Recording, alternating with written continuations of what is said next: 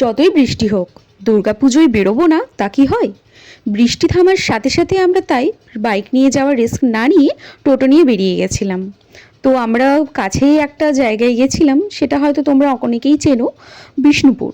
বিষ্ণুপুর কালীবাড়িতে তোমরা অনেকেই এসেছো। তো বিষ্ণুপুর কালীবাড়ির মাঠে যে প্যান্ডেলটি হয়, তো ফার্স্টে আমরা সেখানে গেলাম। তোমরা দেখতেই পাচ্ছ মণ্ডপসজ্জা।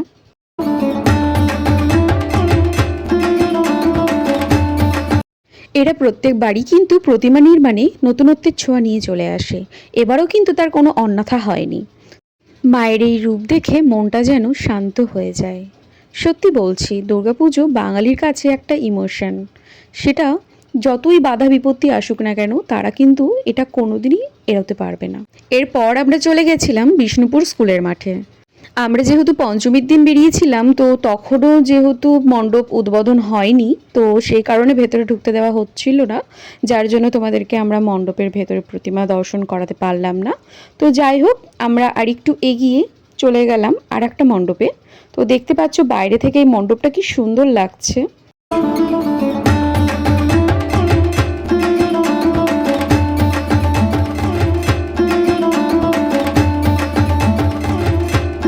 চলো এবার ভেতরে যাওয়া যাক।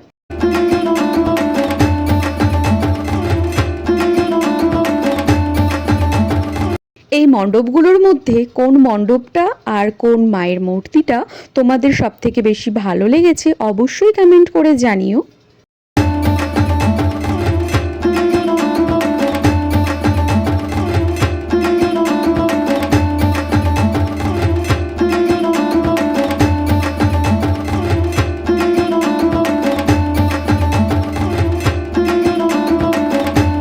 এরপর আমরা চলে গেছিলাম বাবুলবোনাতে।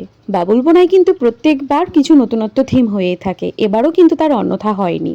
তোমরা দেখতে পাচ্ছ মায়ের সেই মূর্তি, মায়ের সেই রূপ আমরা দর্শন করছি।